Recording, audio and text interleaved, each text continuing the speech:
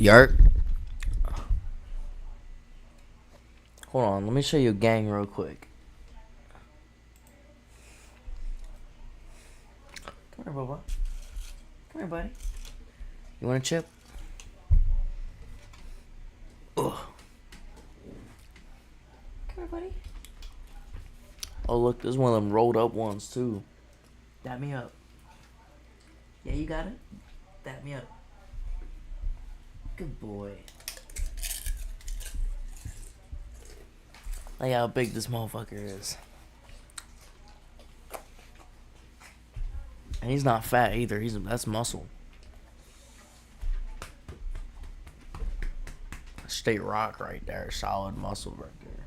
Oh my god, bro. There's a hole in my pants that I didn't even realize was there. We're not gonna worry about it, I guess. You being good, buddy. Yeah. Let me fix this.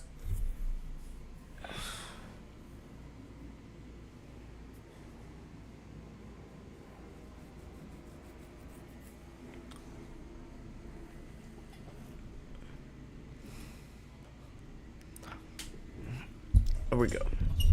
But in today's video, we're gonna get into why rappers are so obsessed with Tay Keith's beat.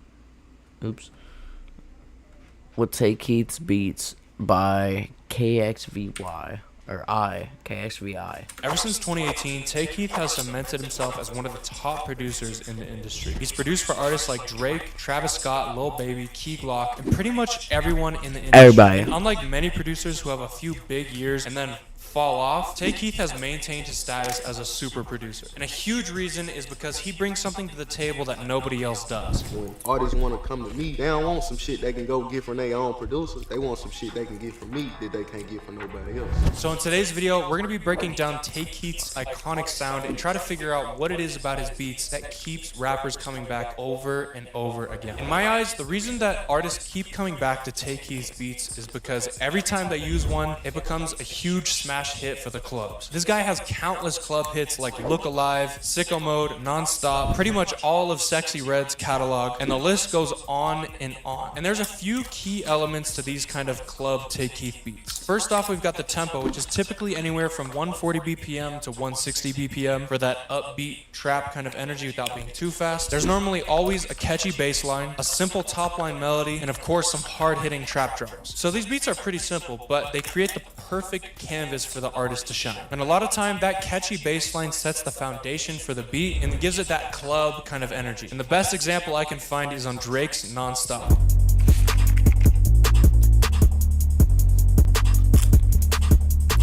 So I went into the Elements of Trap Analog Lab Bank and I put down this bouncy and catchy kind of bass line.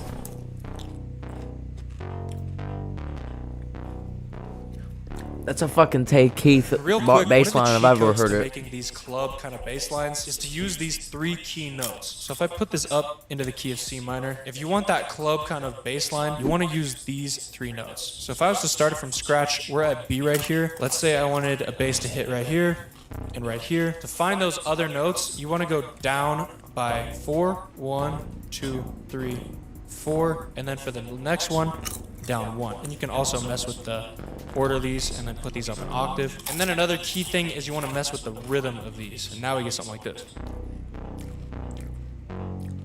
If you use those three notes in any scale, you're not going to fail coming up with these clubby bass lines. Also, if you listen to his beats for Sexy Red, you can hear how there's a low bass piano following the bass line. Tay Keith, fuck these niggas up. DJ Beats, So I copied our bass line onto a low piano to help fill it out and got this.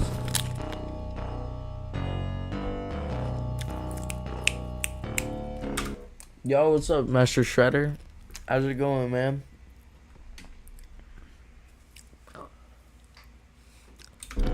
Another super common sound in Tay Keith's melodies are synth bells, and the most iconic example I can think of is the melody on Sicko Mode. Yeah, for sure.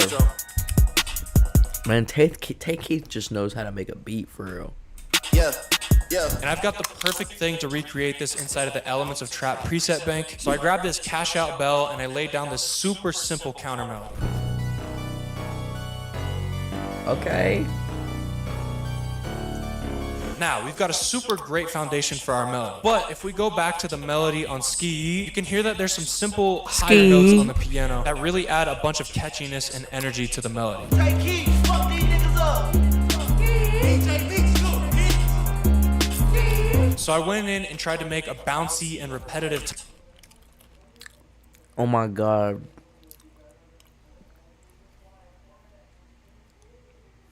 I hope I didn't, because I think earlier I said his tag, and I hope I didn't say the whole thing. top line melody and got this.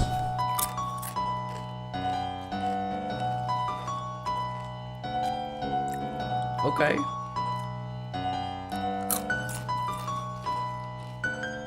From here, the melody is pretty much done, and one of the key parts of Tay Keith's sound is simplicity. But just for a second section to fill out the hook a little bit more, I took some inspiration from the ambient strings on First Person Shooter. Hey, I'm about to. As you can tell, those strings are super dark and ambient, and I think they're really going to help our melody get that full kind of sound. So I grabbed these FPS strings from the Elements of Trap presets and put down these simple chords to help fill out our melody. I just realized this whole video is an advertisement for his kit, but it's alright.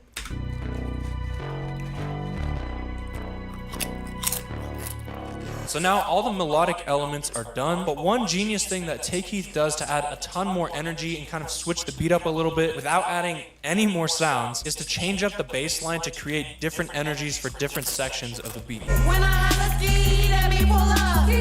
Crossing and fire, and they fast as fuck. Being clean, but we run dirty. Flying with your boo, yeah, that's my dirty. So for a second section, I switched up the bass pattern a little bit to have the bass notes hitting a little higher up to give it some more energy. Copied that onto the piano and got this.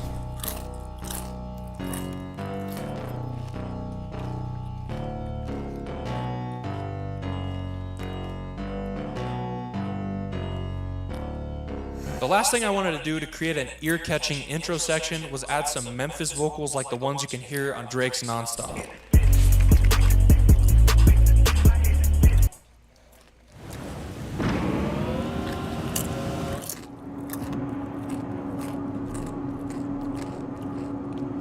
Did Tay Keith start voices?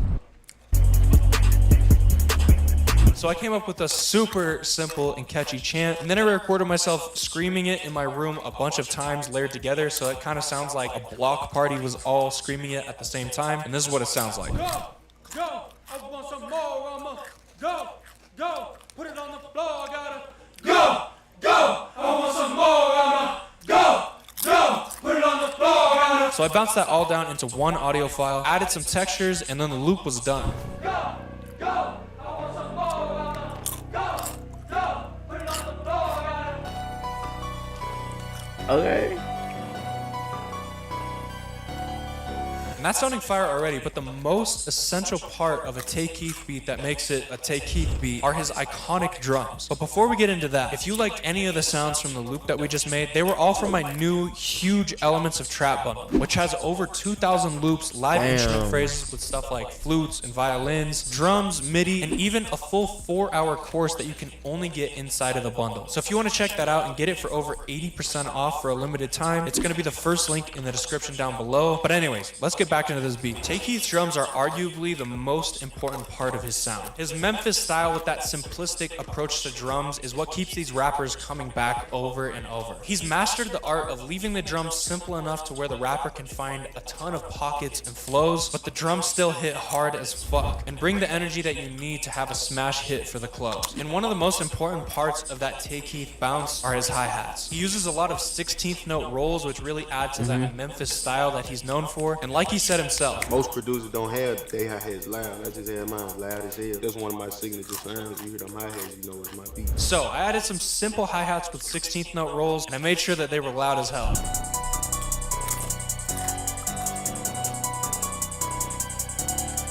Next up, I wanted to have a snare similar to Nonstop.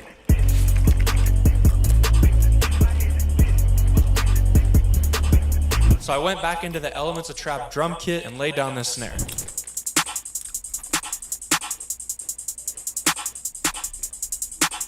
while we're talking snares, one of my favorite things about Tay Keith's production are his 16th note Memphis snare rolls. And a great example of this is on Get It Sexy. So as you can tell, those 16th note rolls are on the hi-hats and the snares, and they're a super crucial part to this Tay Keith kind of bounce. So I grabbed a Memphis Tay Keith sounding snare and put down the super long 2-bar snare roll that has a bunch of those 16th note rolls.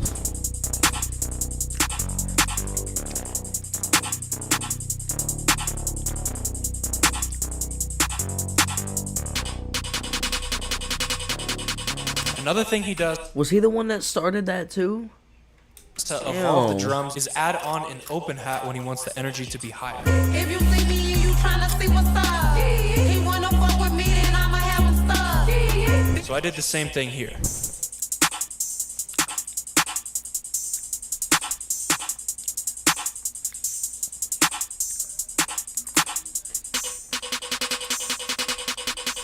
The drums are sounding good right now, but it's missing the glue, a kick and an 808. But if you listen to Tay Keith's biggest hits, it sounds like he's not using an 808 at all. 901 Shelby Drive, look alive. No, it's a kick. It's a kick 808. Hey, I'm a boss. It's not an 808 bass. It's an 808 kick. Flying with your boo, yeah, that's my dirty. My sister in the backseat with a 30. No. And on other It's pure electric bass and kick bass. it sounds like he's using a super subby 808 instead of a really punchy and aggressive one like a Spins 808 or a Zay 808. Pastor Dawson Sally sending texts, ain't sending kites. Yeah, he say keep. I'm about to click out on this shit. I'm about to click. Whoa. I'm about to.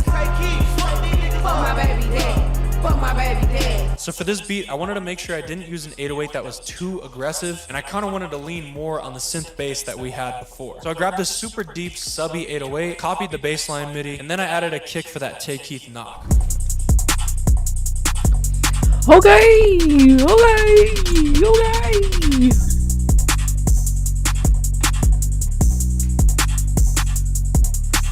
From here, the last thing I added was that signature Tay Keith riser. And this is the finished beat. I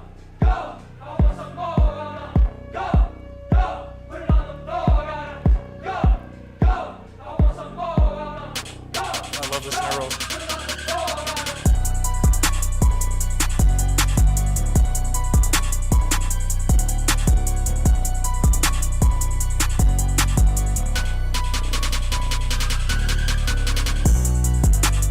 The bass change.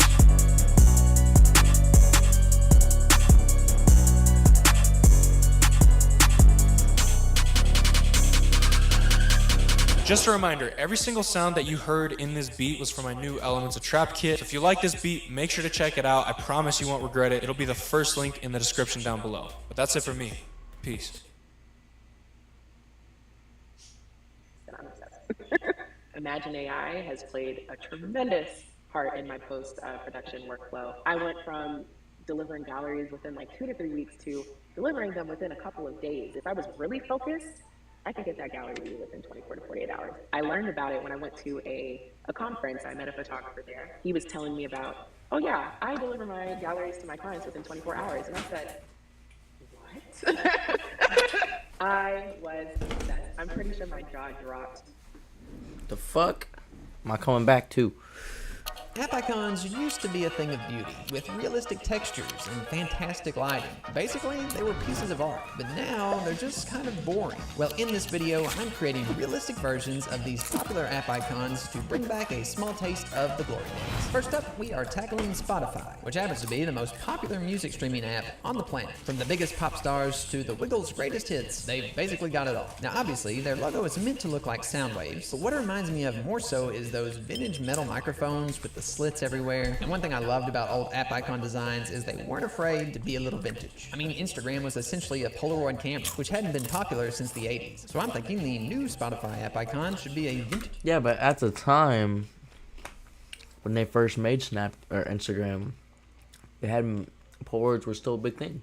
vintage radio, because I can't really think of anything that better represents the ability to select a tune from a bunch of different sources and play it. I'm going with a wooden body because that just looks classy, and personally I love it when icons feel like real 3D objects and not just like plain flat sheets. Just give this edge a soft rim light so it feels nice and smooth. But app icons, well, they're quite small, and darker areas like this can blend in if your phone has a dark background, but adding a little bounce lighting along this bottom edge really helps it pop out no matter the background color. Now I want this to be a high quality speaker, so I'll go with a leather trim around it made of a few different images I stitched together. And since the lighting will be coming down from the top left, we'll get a nice rim light around all these edges. And a little tip for you, if you make it so the light doesn't affect the darkest areas of the cracks, you'll get a much more realistic leather shine. Then those adjacent edges will get the opposite treatment by being covered in shadow. Now I've got this nifty woven material that looks just like speaker grill cloth. And you probably noticed I've kept the textures of everything pretty big, which is exactly what basically all icons do, because if you make the textures a realistic size, they just disappear when they're actually put on a tiny phone screen. I want to make sure this lip looks raised, kind of like the cloth is stretched over it and attached to it. And that whole speaker will cast a subtle shadow onto the wooden base below. Now a ton of old radios and amplifiers actually had their brand's logo glued onto their speaker cloth, so I want to do the same thing here by making a thick metal ring to house the Spotify logo. I'll add in some shiny reflections across the surface, making sure some of those are dark as well. Now honestly, I don't really like how each of these lines are a different thickness, so I made a new shape where everything is uniform, which should better match that vintage microphone look I was going for. Now I want the metal plate that's cut out of to be slightly rounded, kind of like a squished sphere, and to make this look like metal, I'm going to mix this soft shading with some kind of chaotic blurry reflections, and then a layer of clean sharp reflections that kind of warp around that cutout where the metal would be distorted. Finally, a shadow from the ring and some bounce lighting here at the bottom, and some extra shines here or there will bring it home.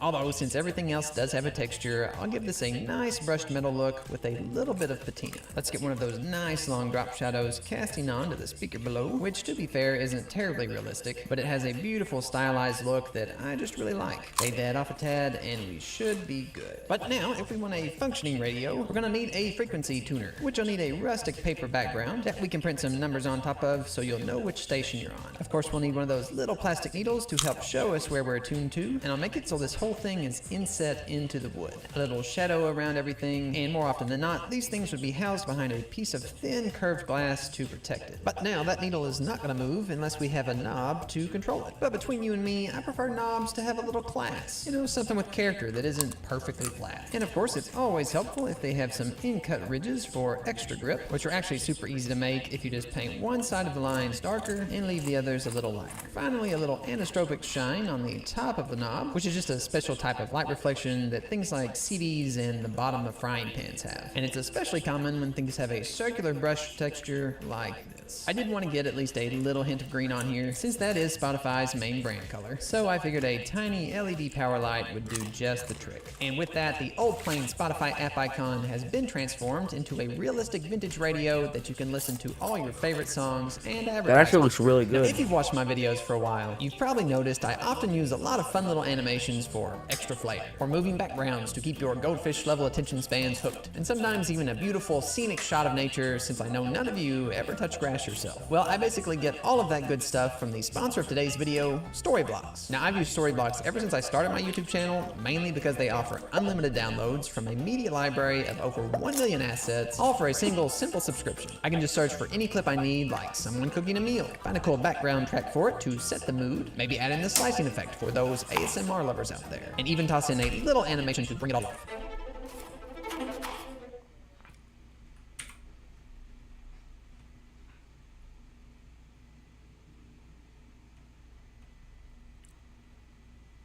Huh.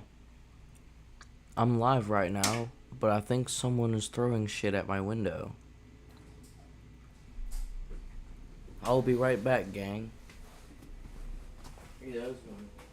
Does it sound like someone's throwing shit at your window?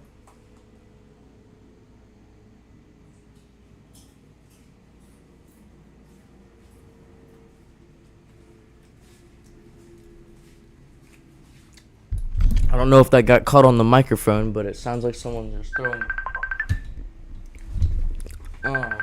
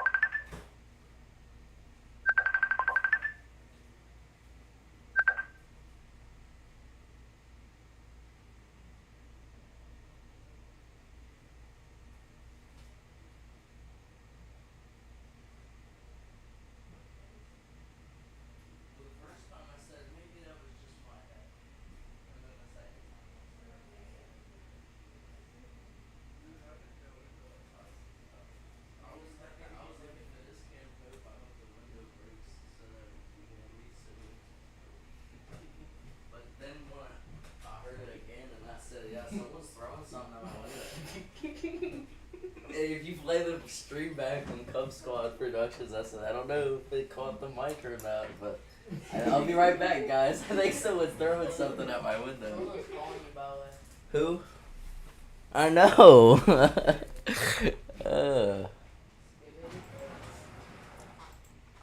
Ooh. Right. We're live.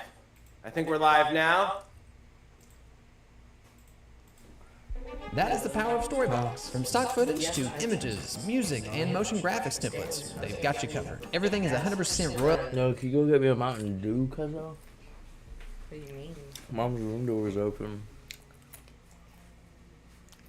Can you go in there and get me a Mountain Dew, cuzzo? Free with clear licensing, so you can just focus on creating cool things. They constantly commission new content to be added to the platform and remove old clips to keep things high quality and fresh. Shoot, they've even got plugins for After Effects and Premiere Pro that lets you search through the entire stock library within the app. You can head over to storyblocks.com/Brandon Shepherd or click the link down below to get access to unlimited stock media at one set price. Thanks again to Storyblocks for sponsoring this video. Now we're going to take on Discord's icon. If you didn't know, Discord basically just lets you build your own chat rooms, and a lot of people use it to stream video games while voice chatting with their friends. Hence why Discord's logo is a literal game controller. With that target market in mind, I'm going to lean into the gaming theme by turning this icon into a mini arcade machine, a lot of which had these little hoods over top of them to protect the screen from light. Of course, down here is the console area where the machine's controls will go. And now that the rough shape is pretty much done, we can start adding textures, like this stripy plastic around the screen area, complemented by some extreme grittiness over top, because I'm going for a really heavily used look. This will really start to shape up as I get some shading in. Naturally, it'll be lighter right next to the screen and darker here towards the edges. And let's not forget this hood will cast a shadow as if there's a light coming from above. Speaking of which, these corners are some of Light's favorite places to gather, which will often give you this really crisp, shiny look. I'll get a rim light around the very edge of this plastic, along with the darker strip to make it look like there's a gap between these two panels. Now, this bad boy is vintage, so we ain't got no 4K OLED screen on this thing. We've got an old pixelated clunker that shines really bright in the center, but not so much along the edges. That screen will house the Discord logo, albeit a low resolution one, but at least it'll have a nice illuminating glow around it, and with a purple hue over the background to match Discord's brand colors. In the real world, this thing would for sure be reflecting the dozen other arcade machines directly around it, but I do want one larger, almost cartoon-like reflection here in the center just as a stylistic choice. The hood from above is going to cast a big dark shadow onto the screen below, and even though normally these lit up parts wouldn't be affected by shadow, I just think it'll help this upper part feel more 3D, like it's actually jutting out over the screen.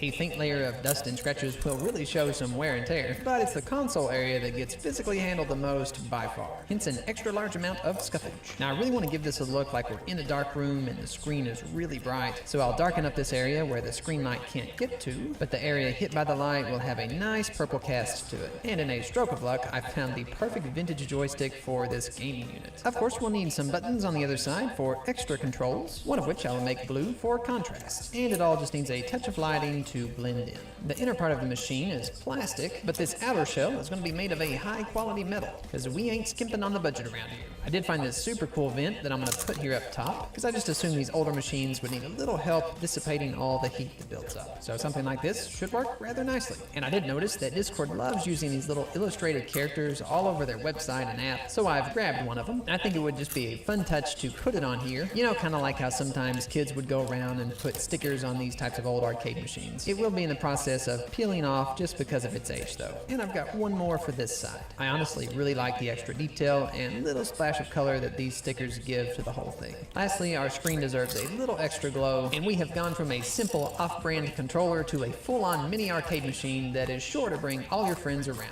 assuming you have any in the first place. Now we're moving on to DoorDash, the app you use when you need an octuple bacon burger and a 4-gallon shake delivered to your doorstep at 3 in the morning. When I think about how to represent DoorDash as an icon, the main thing that comes to mind is that no matter where your food is delivered from, it's all dropped off in a bag. So I'm thinking this icon just needs to straight up be a bag. Maybe it'll even be open and we can see some kind of food inside it. Now I'm going with a paper bag, since that's what most to-go bags are made of these days. Which is why you likely know that most paper bags are just separate pieces of paper glued together. So So I'll stick one of those seams here in the back, with the flap slightly pulling away from the piece behind it. Then a big central flap can go up front, supported by the sides of the bag. Now, most restaurants don't iron their bags before shipping them out, so this thing needs a healthy amount of crinklage along these edges, which I can visually amplify with a little shadow between the paper layers. Then I can just use this edge as a guide and find where the paper peeks out, and if I place some shading in that spot and fade it out, add a little highlight above that, it'll give me some pretty nice looking wrinkles. And I did go pretty bold with some of these, because I want to make sure they stand out when the icon is really small. Speaking of which, from out here, you can't really even tell that this is paper. So I think a much coarser texture is in order, and frankly, it isn't a real paper bag unless it has that quintessential cutout in the center and those little wavy spikes along the border of the bag. What even it's is important this? to note that we can't continue those waves along the entire back of the bag, usually because app icons can't have any transparent parts, and you kind of just have to keep everything solid in that rounded square shape. But that's perfectly okay, because I think this looks just fine the way it is. I do think I'll fold one or two of these little flaps over for a little extra detail, and you also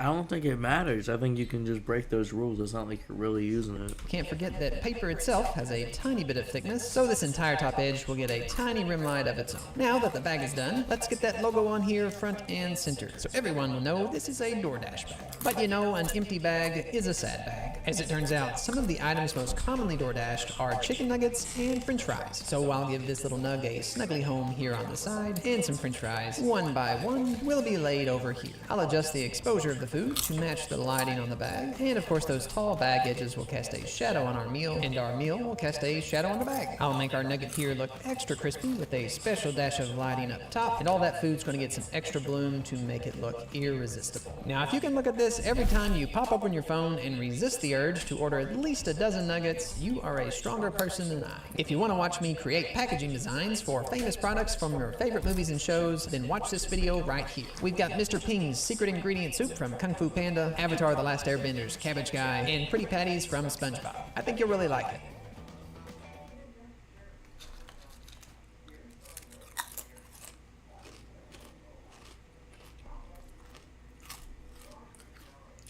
Yeah, that is the same guy. Sell to millions of people online with Shopify's social media and marketplace integrations. You can sell your products directly on Instagram, Facebook, TikTok, and YouTube, and reach millions more shoppers by connecting your store to Amazon. First is this iPhone stun gun. This looks very discreet from far away. You can pretend you're on the phone, and if someone tries to attack you, you can just... This charm has a button on the back of it, and if you press it 2 times, if you're in danger, it will notify 5 of your emergency contacts along with the police saying, "Hey, I'm in danger."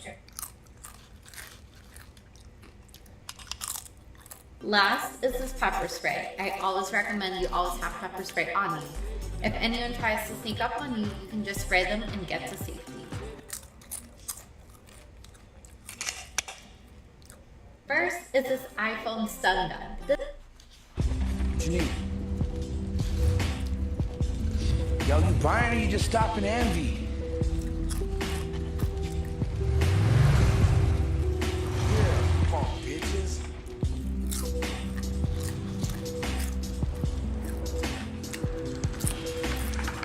Bounce, little man. Yo, Skitty, I'm up here on 2nd and Hazeltine getting eyeballed hard. I got a bad feeling, man. I need some backup. Get your ass up here now. Hey, what's that thing in your ear? What did I say? Get out of here. What are you waiting for? Go.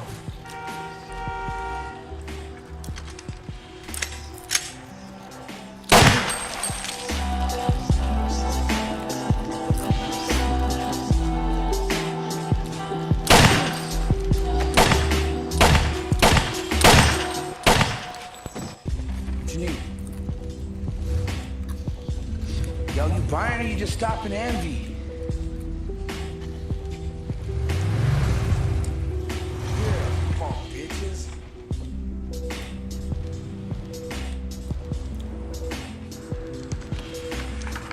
Bounce, little man. Yo, Skitty, I'm up here on 2nd and Hazeltine getting eyeballed hard. I got a bad feeling, man. I need some backup. Get your ass up here now. Hey, what's that thing in your ear? What did I say? Get out of here.